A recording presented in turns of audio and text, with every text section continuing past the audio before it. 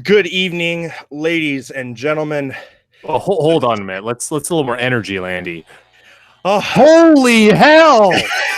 I'm just catching my breath right now. If you have not heard, the lucky mug was out and it did work. Um, I mean, Chris, it's pandemonium. Hertl does it on the penalty kill to give the Sharks a series tying win with the score 2-1 in the second overtime. I am joined by Chris JWS. I am at Eric Landy. It is great to have everybody here tuning in. Chris, I don't even know what to say. You start us off while I cue those graphics. Holy crap, what an ending. That's the lowest of lows because it was like, oh gosh, of course they call that one. We're so screwed. It's going to be over. And then Hertl gets a good look. Was like, oh, it's not quite a breakaway. Probably just going to bounce off Fleury and it goes in. And you're like, holy crap. There it is. Just iconic ending. We are going to game 7. I'm still just like, I'm half out of breath. Like, whoa, that was a moment. And it was not the best game they played. Jones saved their bacon quite a bit, and he owes them a few. So, hey, that's all good. Not their most impressive performance, but it got it done in double overtime. Wow, do you have the graphics ready? I do. So, ladies and gentlemen, you know how it rolls, but I'll just say it for everybody joining us. To be a part of the show, use the hashtag tealtownusa. Follow us on Twitter at tealtownusa. I have got the Twitter machine up and running on my machine, so you can send some questions there. You can also hit us up on the Facebook. Again, Twitter, Instagram, SoundCloud, and of course the YouTube chat, which we try to monitor the best we can. And I like Chris was saying, it's just, it's pure pandemonium at this point. And I don't know if you're a Vegas fan tuning in. It was a hard fought battle of attrition. So there's nothing to hang your hats, on for not, just not getting it in the end. It was just going to be a battle of wills and fatigue. So, hats off to Vegas. They played a heck of a game. And this is probably the game we all thought we were going to get going into this series as far as what it was going to look like. And it seems like all of the scoring has just evaporated, and the Sharks taking advantage of what little chances they had. And Martin Jones, just coming up so big. This, dare I say it, the best game in Teal he's ever played. I don't think that there's any other way to say that. I know that he has a record number of saves in this. Going into double overtime. I don't know if it's his second double overtime. I think it's a second double overtime of his career. I believe Vegas last year they did play a double overtime game, and there might have been one or two other ones in previous years, but damn, that was, I was feeling shades of Dallas versus Sharks 2008, like memories of staying up late before my midterm the next day and just, quadruple overtime or whatever that crazy thing was. But whoa, that, oh man, that was a game. That was a hell of a game. 1-1, just nail biter all the way. Not a pretty game, but it was the game they needed to have. And Martin Jones, thank goodness, he did not let any bad goals in. And that's the big thing, is they needed him to be dependable to win this game and get it to a game 7. They got a shot. I think it's, 25 teams, or I know it's 20-something teams that have ever had a 3-1 deficit overcome. It's not impossible.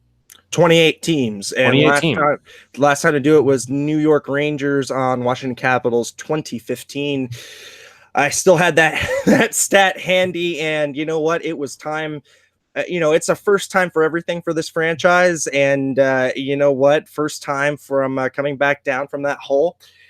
You're going to the friendly confines of SAP, and I do not know, just those last few games of the season, how important that was to finish above Vegas, to make sure that you got that home ice, to get the home ice the confines of SAP. super important. So, you know what? Like you said, the Sharks have a chance.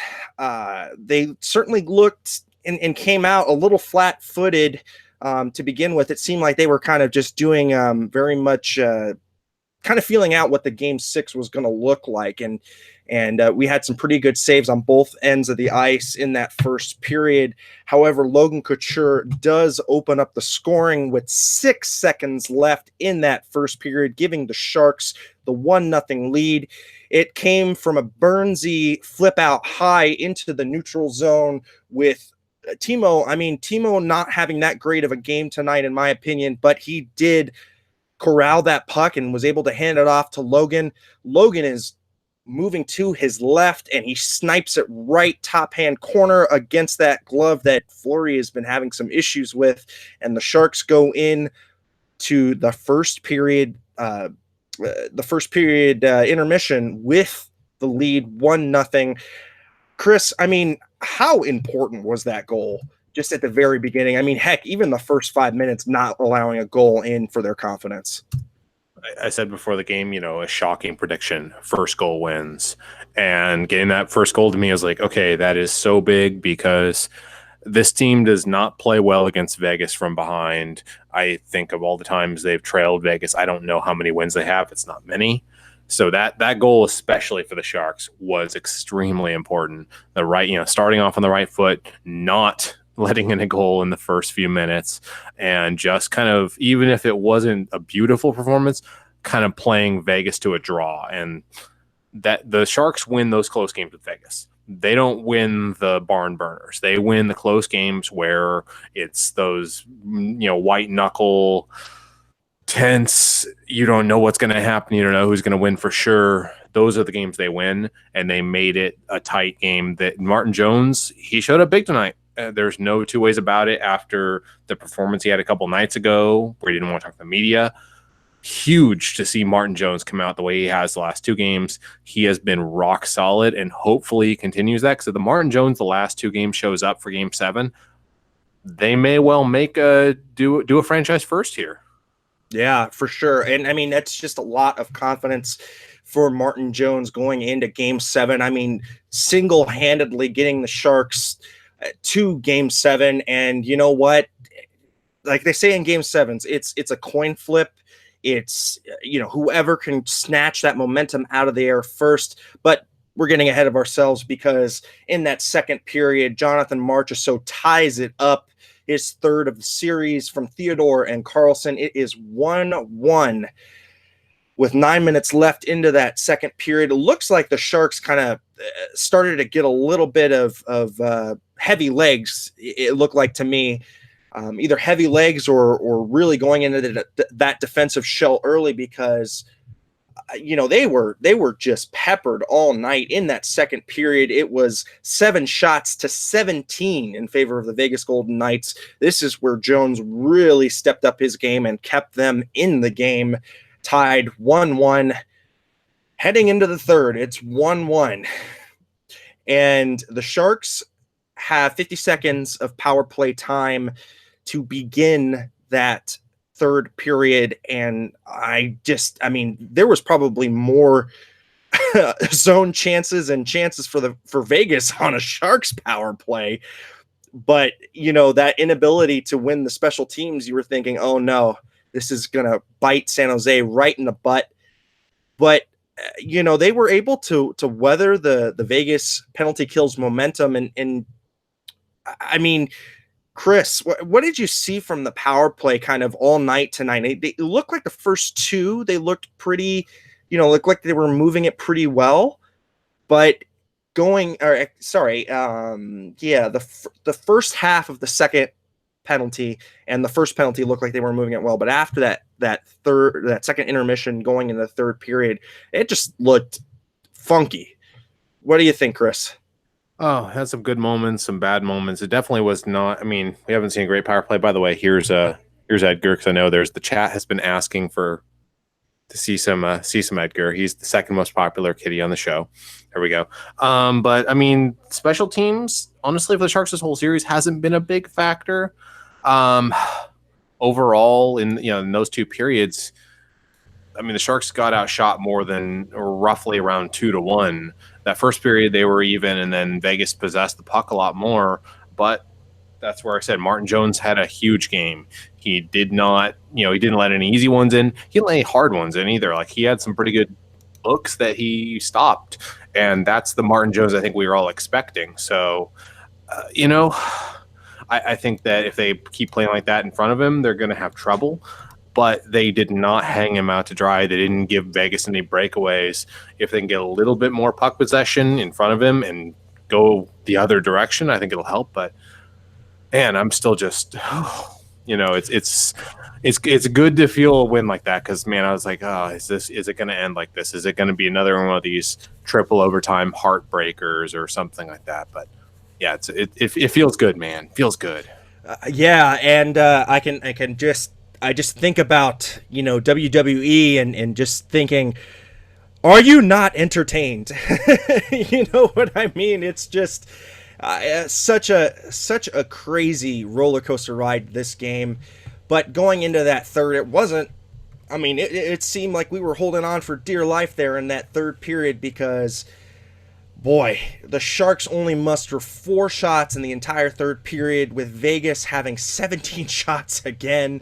And you're thinking, oh my gosh, the Sharks just need to get out of this period, need to do something.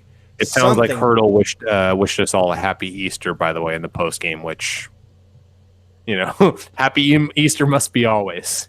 Exactly. So the Sharks, dare I say it, limp in to the third intermission and actually come out quite well in that first overtime period. I thought that they owned the majority of the play.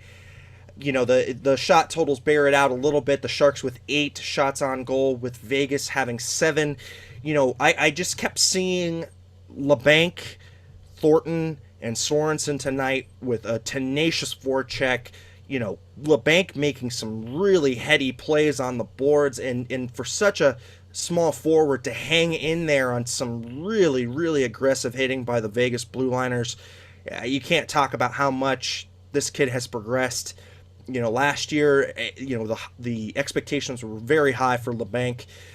People seemed a little down on his 40-point season, but this year he follows it up with a 50-plus point season and just growing before our eyes. And especially in these playoffs, it looks like Peter DeBoer is trusting him little bit by little bit.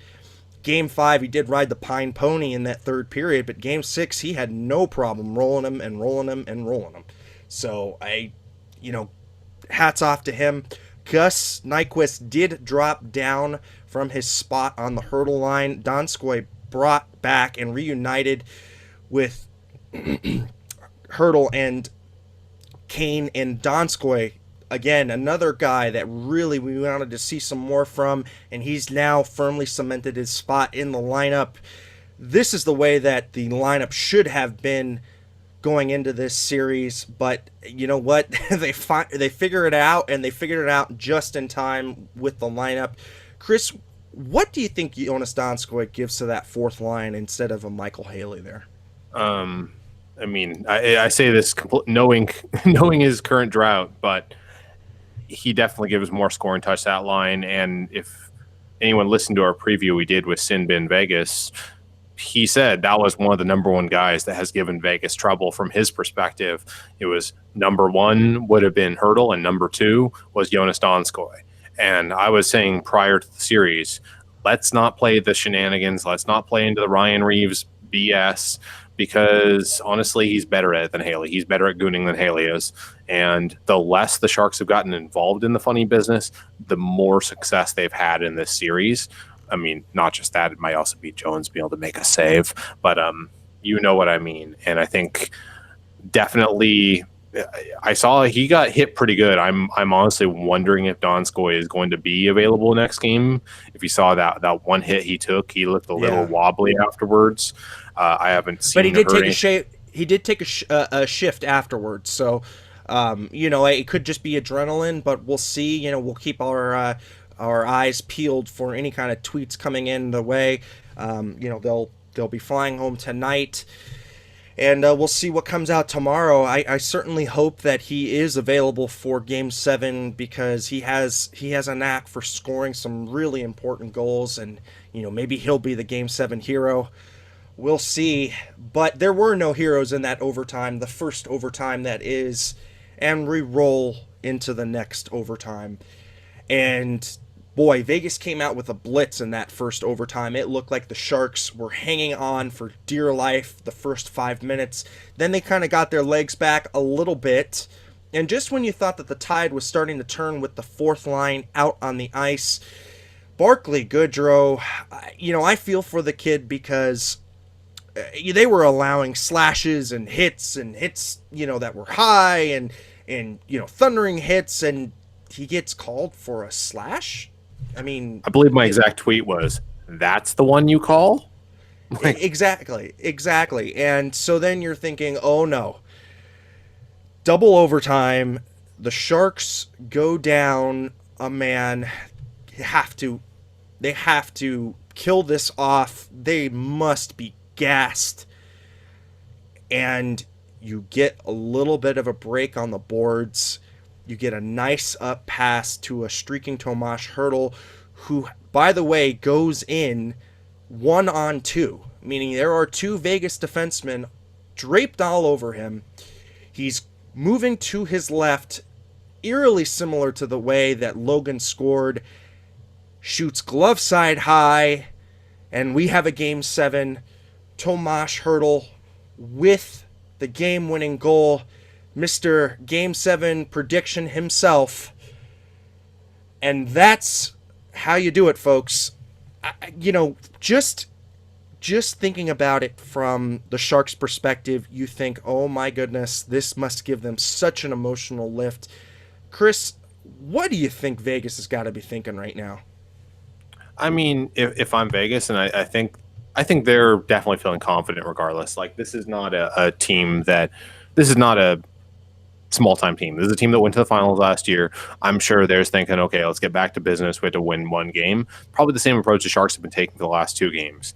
So if I'm Vegas, yeah, I'm just like, you know what? We can beat these guys and go. Kelsey actually gets a foreseen point. I think we can all vouch for, in our internal Teal Town chat, Kelsey predicted a Hertl game winner. Was it yeah, she said 19 minutes ago, Hertl scoring the game winner. So she gets a foreseen point there for whoever's keeping official score of that. And by the way, chat, we will get to you, chat. I'm sorry if we're not engaging a lot because it's two of us tonight, but we will be getting to you in a few minutes here. Like we always say, it's hashtag Cam Warding this bitch, so I guess it's hashtag double teaming? I don't know. Pretty much. That was and that was not an easy play for Hertl to make either. Like, that was not like a clean breakaway or something.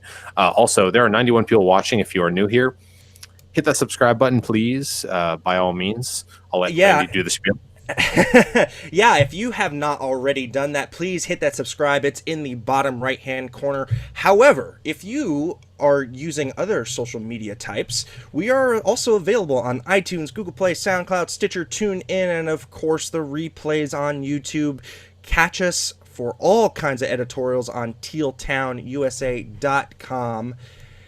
And yeah, we appreciate literally every social media. Like, Buckeyes even on Tinder. I mean, he went there, but I hope that he's wearing his Teal Town USA shirt on his profile picture. Just saying. Better than the joke I used to make about that back in the day. The old schoolers know the one I'm talking about. Oh yeah, exactly. We got the Generation X-Wing and the Chester Chivos of the world who have hung by us, since day one. Of course, Laurel also on the super chat. She is also doing a great job monitoring and just giving some great input on there. Something that a long timer, Rob Iman, chiming in with. Do you think that Hertl will have himself a assistant captaincy next year? What are you thinking, Chris, on that? Trying to think of who are the current A's today. I think Couture, Joe Jumbo has one. Yeah. Who's the other one? Pabs for C, and then two A's would be Logan and would be Joe. And then I think Vlasic sometimes will don an A, and so will Burns sometimes don an A. So it Okay, depends. yeah, because I think it's like I think there's technically no limit. I think it's traditionally like three people. So I could totally see. I mean, Couture is definitely not gonna not have an A. I think Thornton. I mean, I don't think he would. I I don't think he's gonna trip if they like go. We're giving the A to Hertl this year. You know, assuming he's around next year. I hope he is because I love Thornton. But I don't think he's gonna trip over the A thing because and he's you know OG. what? Yeah, well, not only that, but I think that it's clearly documented how much love Jumbo has for Hertl. So I do not think that he'll mind one bit handing it off to a The great feeling air. is mutual too. Right, exactly, exactly. So, you know what? I mean, Hertl, that little kid that lit up Marty Biron and Henrik Lundqvist has blossomed before our eyes. His 70-point plus season this year, cementing him as that cornerstone piece we all thought he was going to be. It took a long time for him to recover and really gain his strength, but boy, howdy, they have a special one, don't they, Chris, on this guy? Yeah, post Dustin Brown, it took him a few years to really find his stride again. And also, I mean, like he set the expectations way up here with that 4 goal game, and maybe people are expecting a little too much, a little too soon.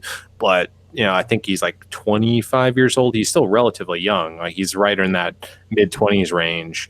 He's still pretty young, and he's really come into his own. He's gone from a pretty good third to second, third liner to a solid first line guy who legitimately scares other teams. Like I said, with Sinbin Vegas, he said Hertl is the number one guy who scares them. And it's been a couple of years, but he's really this year, his game is complete. Everything, scoring, assists, being able to play center. Yeah, he plays the full game, and that's really what's made him a great player this year. Is he plays in every zone really well. We want to thank all of you, all 90 plus. We did peak around 98, so I really appreciate for everybody coming on, hopping in. If you have friends that love the Sharks, why don't you go ahead and tell them about us too? Because word of mouth is great.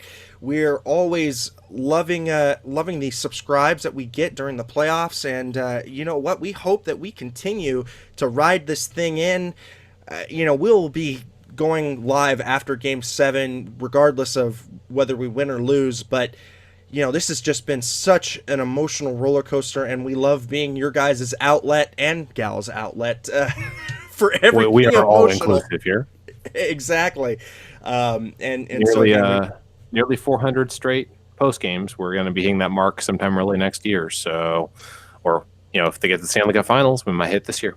We'll see. Yeah, and we just eclipsed the 1,300 mark on subscriberships. I believe we're in the 1330s. We've got over 3,000 subscribes on the Twitter, so if you have not already, please check out the Teal Town USA Twitter account for great gifts. Gifting by AJ Strong and Puck Guy himself. And it's a brand, gifts by AJ.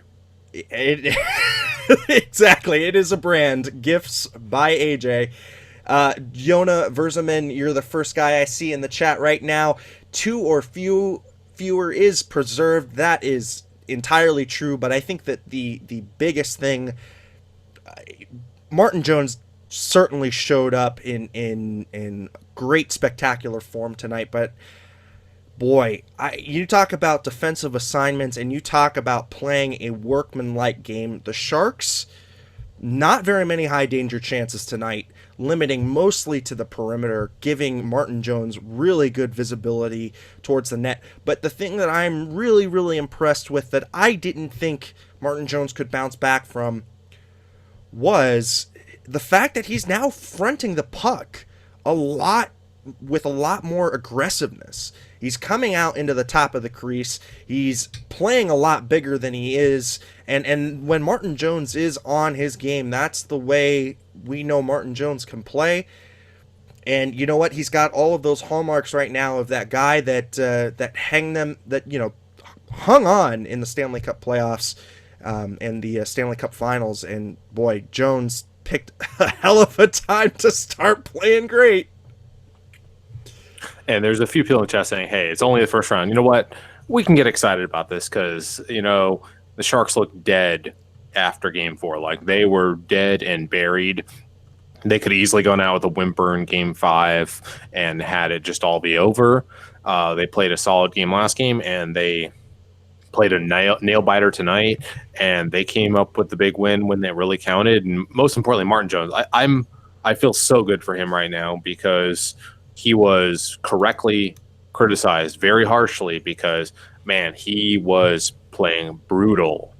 Like not, it wasn't just the defense. He was playing very poorly. He could not buy a save, and he's bounced. After not doing the post game, he came back and he has been workmanlike. He has made the saves. He has not let his team down, and he looks like a guy who understands his entire. There's a question about what his future is with the team after those performances he had. So it's good. It's really good to see him bouncing back and really finding himself, because I was like, man, this guy's got to be so deep in his own head if he's not wanting to even talk to the media afterwards. He's got to feel like he's let his teammates down. So I feel so happy for him. It's good to see him. I'm so happy. I'm so happy, if I can steal a Hertl quote there. But yeah, I mean, this sets up just an incredible Game 7. It's going to be Tuesday sometime. You got to figure, you're going to have an awesome night of hockey, folks. That first game against Toronto and Boston is going to be a doozy, and then you follow it up with the nightcap that is Vegas and San Jose, and this will light the hockey world abuzz because, like us, I think like most people, the Sharks look dead to rights and honestly had no business coming back into the series after the way that they played. But you get a few bounces here, you manufacture your luck, and you get some timely goaltending, and this team, even as hurt as it is still extremely dangerous. And we can just go run down through the metrics right now. But you've got a guy like Brent Burns logging 42 minutes tonight. You got Erik Karlsson clocking in at 36. Honestly, the best defensive defenseman tonight for the Sharks for me, Justin Braun. He put in yeoman's work tonight, and he was rewarded with 36 minutes. Marc-Edouard Vlasic, 37 minutes, and Brendan Dillon with 21 minutes. Joakim Ryan played 7 minutes. And for a double overtime game with 7 minutes, not a great look. Not a great look, but you know what? It doesn't really matter how you get there. You just get to Game 7. That's averaging about 2 minutes a period tonight. Not so great. I did like Vlasic's game as well. I thought, and we were hard on him pretty early in the season, but he had a pretty solid game. I think having him back has definitely made the defense more organized. Like, I don't know why it was so catastrophic with him out, but he's definitely helped organize the defense better. Dillon had a great play where he managed to knock the puck off. Who it was, his stick. Overall, though, the defensive effort has been considerably better too. It's not just Jones playing better. The defensive effort in front of him has been better. They've been better at not giving Vegas all kinds of prime opportunities to tee up against Jones. So, it's front to back, good effort. The only thing I say, can we please get a little more offense? Because if you're giving Vegas twice as many shots, your chances of winning, Game 7, you got to do a little more than that offensively. But getting up early, I think that's going to be the big key to Game 7. The Sharks, when they get up early and when they don't let the game get out of hand, that's when they can win. If a game gets out of hand early, they don't win. Yeah, and you know what? I cannot echo that more, Chris. You're exactly right. It is a momentum dagger for this team when they let in that early goal or the late goal. But really, the thing that keeps haunting them is that early goal. But the Sharks do such a great job tonight. Basically, and they shut out Vegas for the first period. So if you're going to do it, you might as well do it right like that. But going over to the time on ice for the forwards, the old man, captain himself, Joe Pavelski clocking in with 31.29. You could see his legs were super heavy, but he kept going out there and was effective. Evander Kane with 27 minutes. Gus Nyquist 15 minutes. Joe Thornton with 20 minutes. Almost 21 minutes there. Marcus Sorensen 18 minutes. Barclay Goodjoe 16 minutes. Jonas Donskoy with almost 20 minutes. Timo Meier 25 minutes. Logan with 30. Hertl with 30.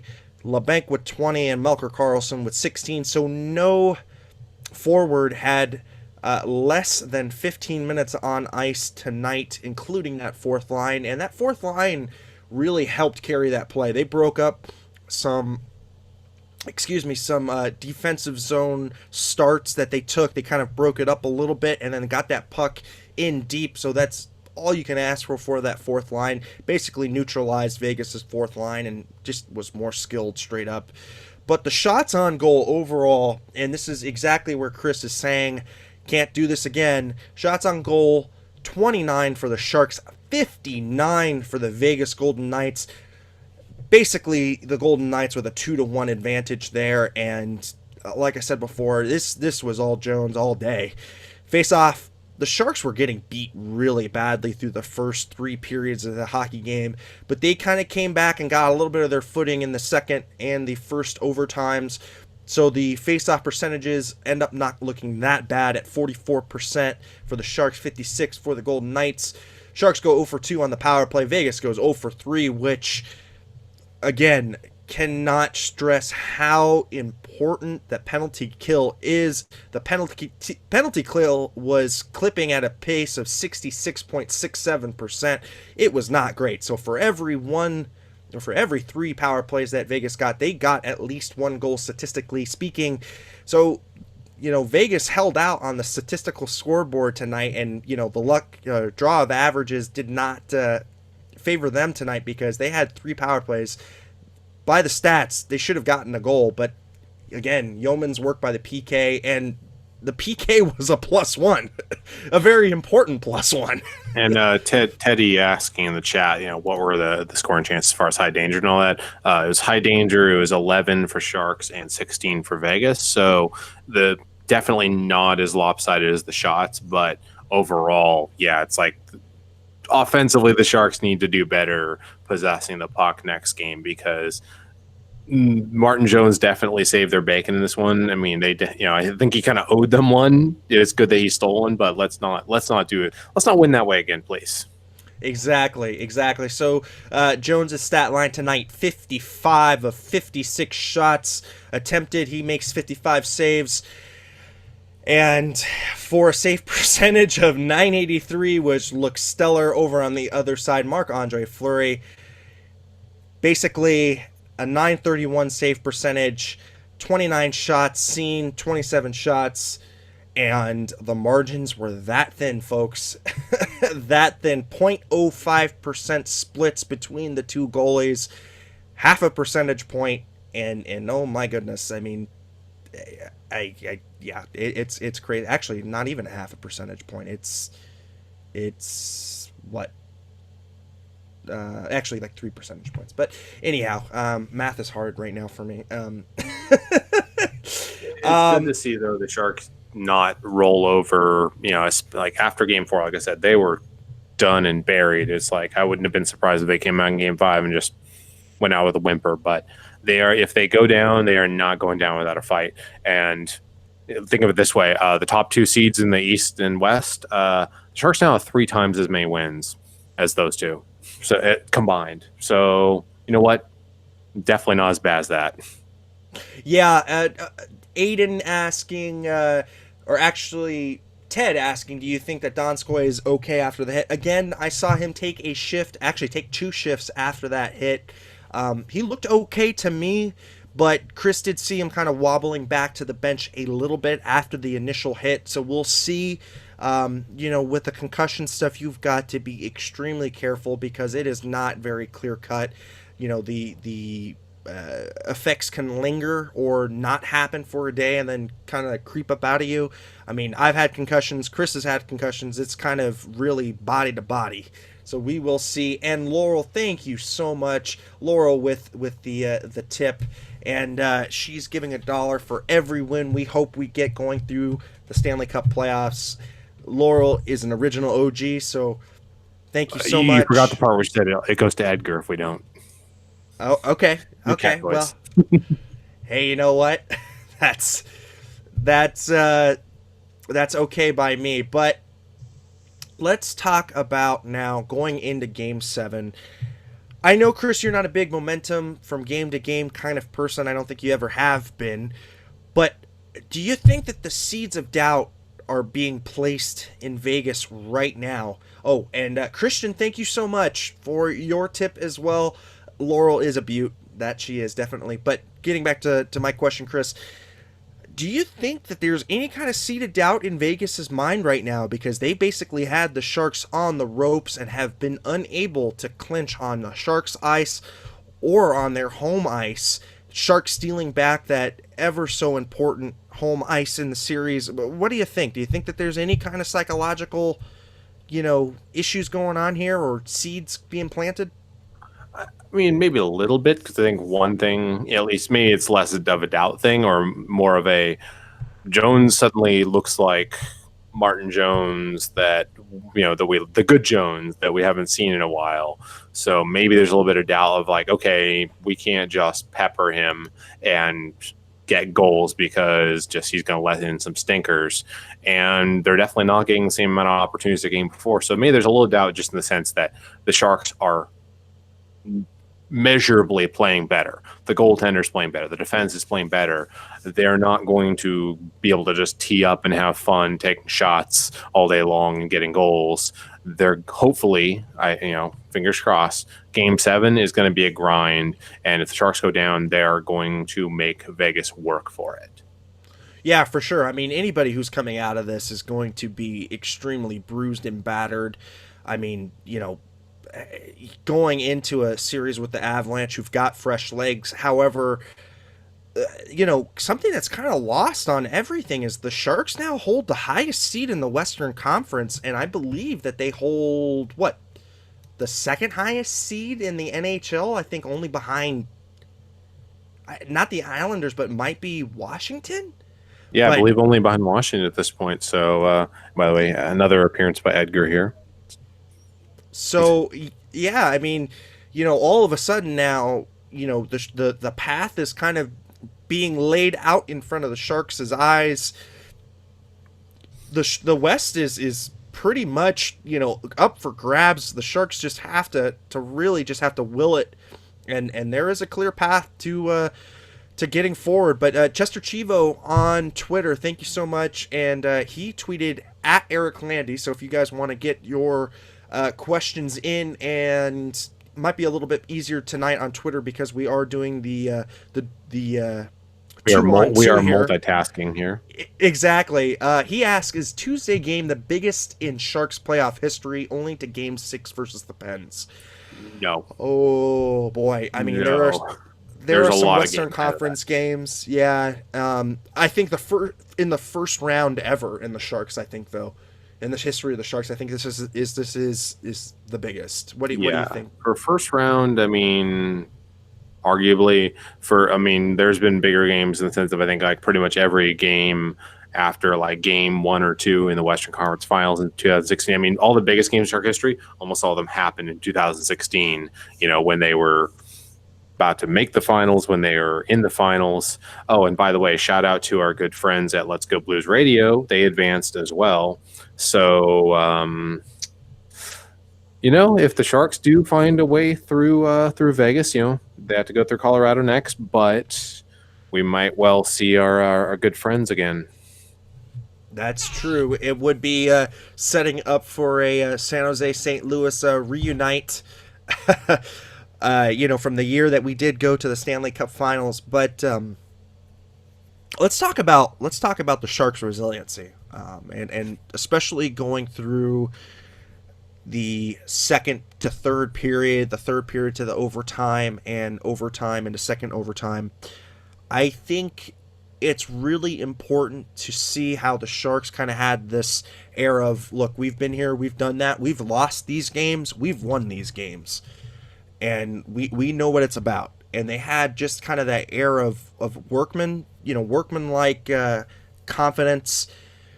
I think that for me, the most interesting kind of dynamic to watch was just how calm they were even under siege. They weren't kind of running out of place like we've normally seen. It wasn't like, the Benny Hill gang and just watching them in their own defensive zone. They looked like they played to their structure even when, their legs were about to fall off, literally. Chris, what do you just think about their commitment to the system overall tonight, especially in the defensive zone? So this is something I've said on Twitter, and I've had many arguments about over the years. Is I've said a million times, if you're in the NHL, you're motivated. You have no motivation issue ever. It's an execution issue, because you can be overly motivated. That's entirely possible. I've coached runners before. If you're overly motivated, you're going to try to do too much. You're going to try too hard. You're going to do things you shouldn't do, as opposed to executing your plan and doing what you're supposed to do. And that's what the Sharks have done the last two games, is they have executed on their plan, for better or for worse. Stick to the script. Don't try to don't do too little, don't do too much. Don't be undercommitted where you're not blocking shots or doing what you need to do, but also don't be a hero. Don't play hero puck. Execute, play the game. Even if something bad happens, just keep executing. I think that's what they've been like. It's been unfazed. Like, they haven't been. It's honestly been maybe a little boring, but that's what they need to do. They don't win against Vegas playing exciting hockey. They win against Vegas playing boring, old, executing hockey. And I see there we have another pet of Teal Town. Yes, we do. Her name is Galleta. She is from the mean streets of East San Jose. This is for all the dog lovers in the chat. Landy representing with the 5 rescues. He's got 5 of them. And we got another, a little more Edgar. So we are a friend of all the furries here. Of course, Puck Guy having Sharky and Marlowe. Kayla, and then of course Edgar. So we are well represented here with the animal loving. And I just wanted to get that up there for Marty T, who was asking, where is the dog representation? I mean, Kayla is like the number 1 in the power rankings of Teal Town pets, but after that, it's pretty wide open field, if you ask me. Kayla's been holding that number 1 spot in the power rankings for quite a while. Yes, she has. And the monster printer back there. So I am a heavy believer in the laser printer there. So it's laser printing and it's duplexing, and I like it. I like it a lot. Go check it out. Is that a rescue as well? No. That was not a rescue.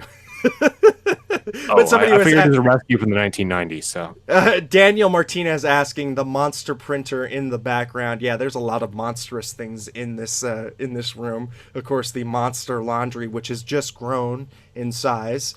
But yeah, it just oh my goodness. I'm going through this, and it's very surreal, because we're kind of going through all the stats, we're going through everything, and it's like, yeah, the Sharks won, but boy, under siege, they basically had to take every little last bit of energy to win this one. I mean, they had to dig deep, and I think this is one of the strongest character wins that we've seen, San Jose have. I mean, especially since going back to the Stanley Cup final, for sure. But one time, we're saying in the chat, the Sharks have never forced a game when 7 went down 1-3. I think that's correct. I don't know. I haven't checked that, but that sounds right to me. Yeah. I remember they came ever so close with Dallas. That epic quadruple overtime game. Also 1-1 until the very end there, when there was a power play. Of course, that was a power play against Sharks that went the wrong way that time. But and that was an epic performance. Nabokov, if you all remember that one, quite a performance. But we should probably wrap around the league, or as the kids say. Yeah. Well, I think I think we all love this time of the night. It is your NHL reach around. Unfortunately, I don't have the audio, but you know what? We got to keep that Reach, going. reach, reach around. Exactly. So your only other game today on Easter Sunday. Everybody who is celebrating, go Easter. If not, then happy Sunday, and hopefully your Monday is not too bad. But the Boston Bruins defeat the Maple Leafs 4-2 to force a Game 7 out on the East Coast. Morgan Riley opens up the scoring for Toronto at 9:42 in the first. Nylander and Marleau assisting. Marleau, for everybody keeping count, Marleau's got 2 assists in that series.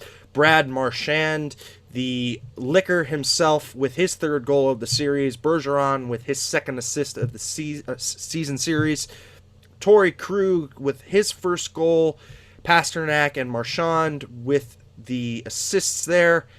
Now it's 2-1 Toronto, 2-1 Boston, excuse me. Jake DeBrusk then puts in the 3rd dagger goal in that 2nd period. It is Jake DeBrusk from David Krejci and David Pasternak. Austin Matthews gets Toronto a little bit of light in that 3rd, but unfortunately, Brad Marchand, the Licker, again gets his 4th of the series, and now it is going to a Game 7, like we said. It will be Tuesday. It will be the early game, but quite frankly, they're probably both going to be early. Chris, I don't know if you've seen anything yet from anywhere on the NHL, but do you know if we've got a time yet for Tuesday's game? Last I checked, there are no times yet. Yeah, if I had to guess, I would think it's probably going to be a 4 o'clock start for sure for them, and then probably somewhere between 5:30 and 7. But for us, I hope it'll be earlier. That would be nice. But Sinbin saying 7 p.m. AJ echoing as well 7, and of course Ted saying 10 p.m. Eastern. So it will be a 7 o'clock game start, which is great because the Teal definitely represent when it is in that 7:30 ish ball game. It's just easier, I think, on the schedule makers for sure to get that in at the 7 p.m. start time. And speaking of Sinbin, we should definitely. I need to hit him up on Twitter, and we need to do a little preview of Game 7 because at this point, nothing matters. It's one game for all the marbles. So we'll probably have to talk about it, how the series has gone so far. I'm sure we'll have a few gripes about the refs. I'm sure he'll have a few gripes about the refs, and we'll all have a few gripes about the refs, and probably a few more because that seems. If there's one thing we can all agree on, the refs have sucked this series. But and this and you say that, and this is the 2nd set of officiating because the officials all got swapped out. We've got brand new officials for this game and going into Game 7. They have not reffed in this series yet. Tonight was their first game. However, I will give them this. The overall, distribution of power plays tonight was pretty even. Of course, Vegas getting 1 extra. But, it seemed pretty consistent. It was consistently not calling things. I think the only one that we really kind of drew a lot of criticism for was in that 2nd overtime with that really weak slash. I felt as if the Vegas player kind of dropped a stick there because he knew Barkley was coming in with the 2-hander, and it looked like he just kind of dropped his stick there trying to get that call. But on the whole, it was called very loosely, and it was called very loosely on both sides. So I didn't really have too much of a problem with that. I just want consistency. I don't really care if it's consistently a lot of penalties or consistently not a lot. I just want some consistency. Yeah, pretty much. That's the only thing I ask for. Just be consistent. By the way, I know there was a chatter on Twitter about this. I think their coach now is looking for a job at SAP Center. He wants to be a blue coat. Yeah, if you have not already checked it out, AJ and Puck Guy tag teaming for some great hilarity. I believe it came actually from Puck Guy, but it was thrown up on the Insta by AJ. It's Gerard Gallant auditioning for his in his best blue suit for that SAP ushering job. Take a look at it. His name is Gallant. He's been there since 2019. And shout out to a boy and his team. He had the same idea. I think almost everyone who saw that was like, that looks a lot like somebody who's told me to not lean forward. This just in from the NHL Public Relations. Tomas Hertl of the San Jose Sharks is the first player in NHL history to score a shorthanded winner in a game that required multiple overtimes. That is crazy. This kid just keeps doing the incredible. And there you go. He's making history, ladies and gentlemen, in the NHL, which is a league that's been around for over a century. And you know what? Coming up with something really big. Christian, again, thank you so much. He needs a Teal Town shirt. We will keep that in mind, and we'll try and see what we got. There will be Teal Town shirts in the off season. We are, we are a relatively small operation, but we are working on this. There will be shirts in the off season. I believe we are in the process of getting the Teal Town branded merch coming out.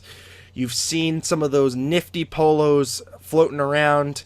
Some of our guys, AJ making it happen with Christian again. So now that's $30 on the night for Christian. Okay, boys, I think he earned himself one tonight. So we'll put that in the jar. Dangle in there. Gallant is always angry, yelling, and looks like he smelled a nasty fart. Okay, we're very mature on this post game, but I mean, honestly, after last game with a thumbs up, the Gallant memes were on point. That they were excellent. The feeling when you're dead inside. Yeah, exactly. I loved it. So although I still think the Joe Thornton Easter memes much better. He is risen. He is risen. That's all I can say. that he has, and you know what, Jumbo, we cannot say how much of a game that he played tonight, really, and you know what, like the mantra's been all season, do this one for Joe. Let's do Game 7 for Joe. And Chris, let's start wrapping this guy up here and putting a bow and getting you set up for that Game 7. What are your thoughts? What are your thoughts going into the Game 7? Let's get a couple more chiming in from the chat. But first, what are your thoughts going in on that Game 7? I mean, it's what I said earlier about execution. Don't be overly jazzed. Don't be be steady. Execute your plan, because the Sharks don't win by trying to overwhelm Vegas. They don't win by underwhelming Vegas. They win by showing up, executing, not getting into any funny business. Don't try to do too much. That's when the Sharks win against Vegas, when they put in a workmanlike effort. And occasionally they're able to run away with it a bit by putting in that work for several straight periods and getting a sizable lead. But don't try to beat them all at once. Take it one shift at a time. That's really the key for the Sharks. Jones has got to play steady, and they got to take it one shift at a time and just don't screw up. Don't screw up. From the chats, AJ, can I play your merch games if I'm in Canada? Yes, you can play your merch games if you're in Canada. Shipping to Canada is not all that bad, people. Calvin Hewitt seconding the Teal Town USA Hawaiian shirts. Actually, it's funny that you say that. I do have a Hawaiian shirt. It's dark blue with little sharks all over it, so maybe we can get something like that and then have a Teal Town USA. We got to come up with some kind of Hertl must be always kind of t-shirt as well. We've got some stuff coming in the works.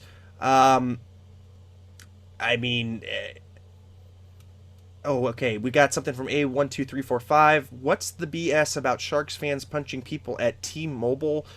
It's interesting because all series long we've been seeing this on both sides of the aisle, both Vegas and San Jose, with unsportsmanlike fans.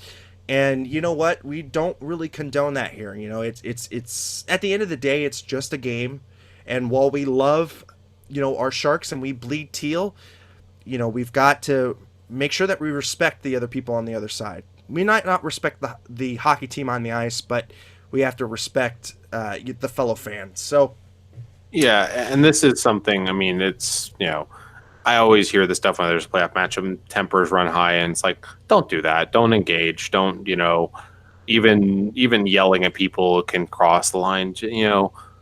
remember that there's a whole bunch of us wearing the same color. Please don't be like that. But at the same time, also, I highly dislike people who do the very wholly disingenuous move of like, these fans are awful. Look at how, Sharks fans are like this. Like, no, same thing as if somebody had done that with Vegas. Vegas fan acting like that. I don't believe they represent the whole fan base.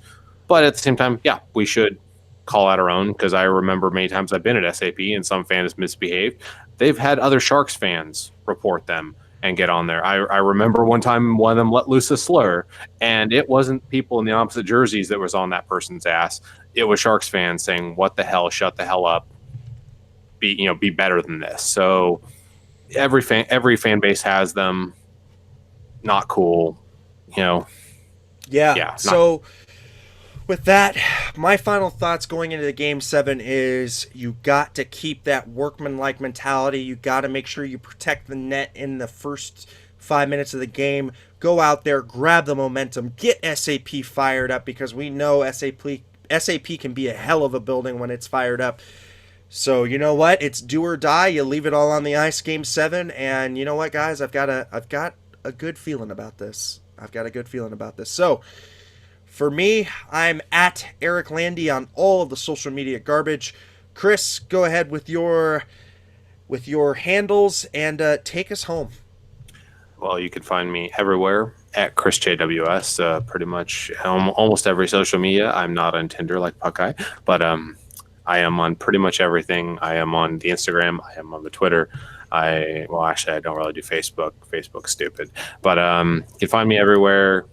Happy to chat. Hit me up. I actually wrote something for the first time on the website earlier in the week.